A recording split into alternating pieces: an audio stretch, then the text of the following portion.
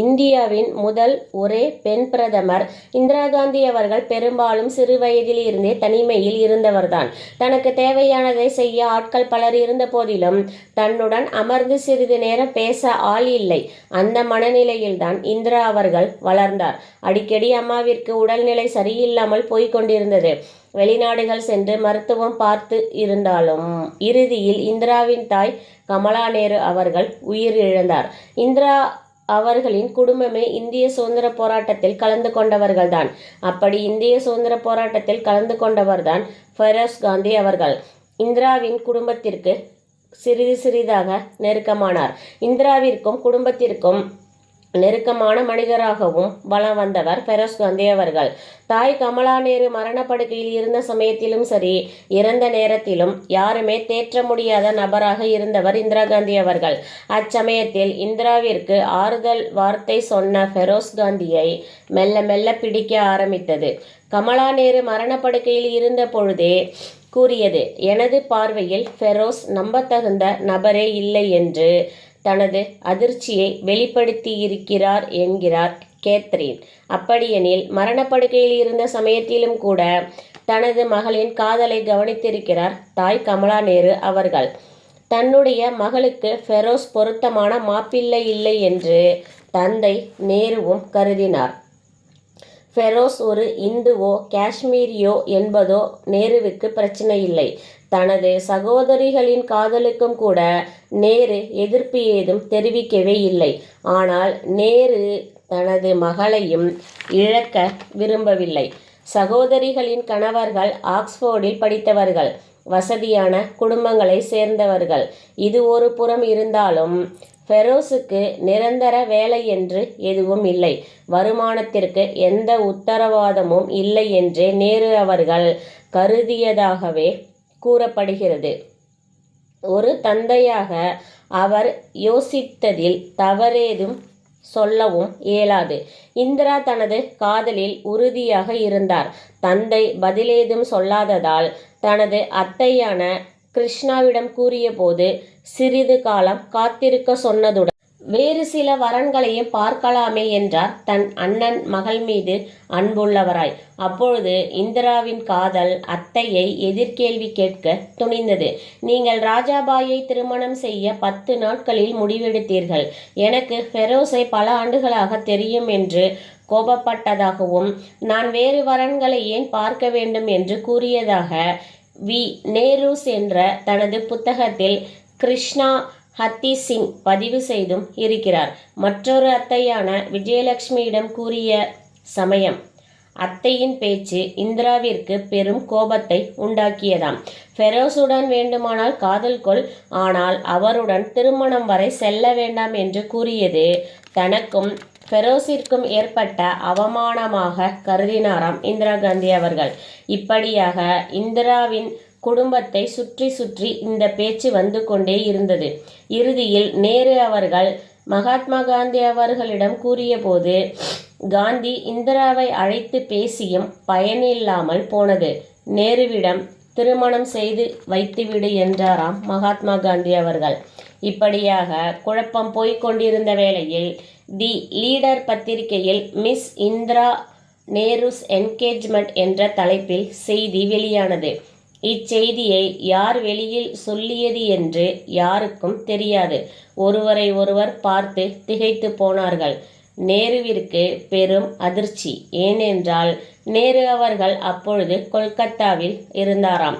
மீண்டும் நேரு பாம்பே கிரானிக்கிள் மற்றும் மற்ற பத்திரிகைகளுக்கும் இந்த என்கேஜ்மெண்ட் செய்தியை உறுதிப்படுத்தினாராம். பெற்றோராகிய நாம் திருமணம் குறித்து பிள்ளைகளுக்கு அறிவுரைதான் கூற முடியுமே தவிர இறுதி முடிவை அந்த ஆணும் பெண்ணும் தான் எடுக்க வேண்டும் என்பதை எப்பொழுதும் நான் நம்புவேன் என்றும் எங்கள் குடும்பத்திற்கு நீண்ட ஆண்டுகளாக நண்பன் இந்த ஃபெரோஸ் காந்தி அவர்கள்.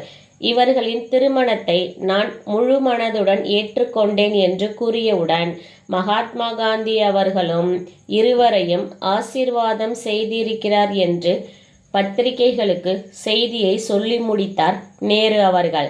இதனால் பெரும் எதிர்ப்புகளும் இந்தியாவின் பல நூற்றாண்டுகளாக கடைபிடிக்கப்படும் நமது பண்பாட்டை சீர்குலைப்பதாகவும் சிலர் கருதினார்களாம்.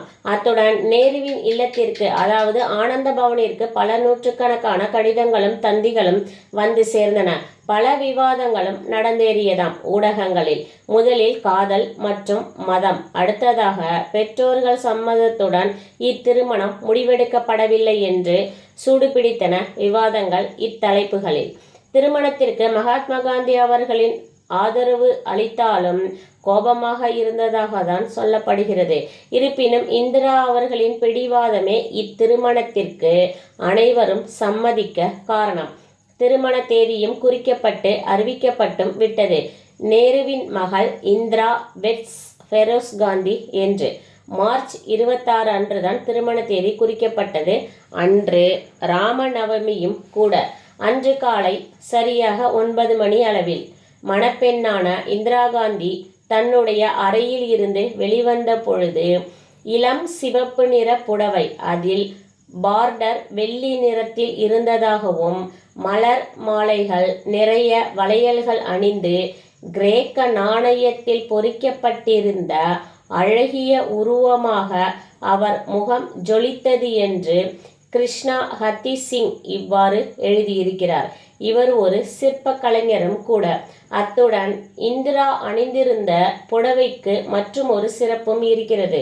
நேரு அவர்கள் சிறையில் இருந்த சமயம் தனது கைகளாலேயே ராட்டையால் நூற்கப்பட்ட நூலினால் நெய்யப்பட்ட புடவை அழைக்கப்படாமலேயே ஆயிரக்கணக்கானோர் இத்திருமணத்தை காணவும் அழைக்கப்பட்டவர்கள் அங்கிருந்த நாற்காலிகள் மற்றும் தரை விரிப்புகளிலும் அமர்ந்து திருமணத்தை காண தயாராக இருந்தனர். ஆனந்த பவனிற்கு வெளியே தோட்டத்தில் திருமணம் நடைபெற்றது. நேரு அவர்களுக்கு அருகில் ஒரு இருக்கை காலியாக விடப்பட்டும் இருந்தது. அது இந்திராவின் தாய் கமலா நேருவிற்காக. பார்சி சமூகத்தை சேர்ந்த பலரும் இத்திருமணத்திற்கு வந்து கலந்து கொண்டதுடன் அதிலும் சிலர் குழப்பம் செய்யவும் காத்திருந்தனர். அவ்வாறு செய்யக்கூடாது என்று ஃபெரோஸ் தாயிடம் கூறினாராம் நேரு அவர்கள். மகளுக்காக நேரு அவர்கள் சில இடங்களில் அமைதியாகவும் காணப்பட்டாராம். திருமண சடங்குகள் 2 மணி நேரத்தில் நடந்தது. பின்னர் இருவரின் கைகளும் மலர்களால் இணைக்கப்பட்டு இருவரும் ஹோமத்தை 7 முறை வலம் வந்து சடங்கை நிறைவு செய்து அமர்ந்தபோது மலர் இதழ்களை தூவி ஆசீர்வாதம் செய்தனர் என்று இந்திராவின் அத்தை மகளான நயன்தாரா செஹல் தன்னுடைய புத்தகத்தில் பதிவு செய்தும் இருக்கிறார். திருமணம் முடிந்தவுடன் எதிரே அமர்ந்திருந்த தனது தந்தையின் பக்கத்தில் அமர்ந்து தன் தந்தையை பார்த்த மகளை சிறிய புன் முறுவலுடன் வாஞ்சையாக பார்த்தாராம் தந்தை நேரு அவர்கள். பிறகு ஃபெரோஸ் அருகே சென்று அமர்ந்து கொண்டாராம் இந்திரா. ஃபெரோஸ் இந்திராவுக்கு சில ஆடைகள் அன்பளிப்பாகவும் பதிலுக்கு இந்திரா ஃபெரோஸ்க்கு உணவு ஊட்டினாராம். திருமணத்தின் போது ஃபெரோஸ் தாய் சற்று கடுமையாக நடந்து கொண்ட போதும் நேரு அவர்கள் எதுவும் பேசவில்லை. நேருவின் மகளுக்காக ஆனந்த பவனில் திருமணம் நடைபெற்றது. ஆனால் அங்கு மகிழ்ச்சி நிலவவில்லை. அனைவரும் அமைதியாக அவரவர் வேலையை செய்து கொண்டிருந்தனர். இவர்களின் திருமணம் இந்து சடங்குகளின் முறைப்படி நடைபெற்றது என்றாலும் கேத்ரின் இவ்வாறு எழுதியிருக்கிறார் தனது நூலில். இவர்களின் திருமணம் பாரம்பரிய முறைப்படியும் நடக்கல, சட்ட ரீதியாகவும் நடக்கல என்கிறார். அன்று இருந்த பிரிட்டிஷ் சட்டப்படியும் இவர்களின் திருமணம் ஏற்கப்படவில்லை என்றும் எழுதியிருக்கிறார். கேத்ரின் பிராங்க் இவர் ஒரு அமெரிக்க எழுத்தாளர். பல புகழ்பெற்ற பத்திரிகையின் பத்திரிகையாளர்கள் இவர்களின் திருமணம் குறித்து எழுதுவதற்காக பேனா குறிப்பேடுகளுடன் வந்து காத்திருந்தனர். இந்திராவின் திருமணத்தின் போது அமெரிக்க ஃபேஷன் இதழின் புகைப்பட கலைஞரான நோர்வான் ஹென் கிறிஸ்துவ கல்லூரியில் புகைப்பட கலைஞராக வேலை செய்து கொண்டிருந்தார். அவர் தனது 8mm கேமராவில் இந்திராவின் திருமணத்தை படம் பிடித்தும் கொண்டிருந்தார். இந்து முறைப்படி திருமணம் நடக்க வேண்டும் என்று கூறிய மகாத்மா அவர்கள் திருமணத்தில் கலந்து கொள்ளவில்லை. மாலையில் வரவேற்பு ஆனந்த பவன் தோட்டத்தில் ரொட்டி மற்றும் காய்கறிகளுடன் எளிமையான விருந்து நடந்தேறியது. திருமணத்திற்கு வர முடியாத பலரும் வரவேற்பில் கலந்து கொண்டார்கள்.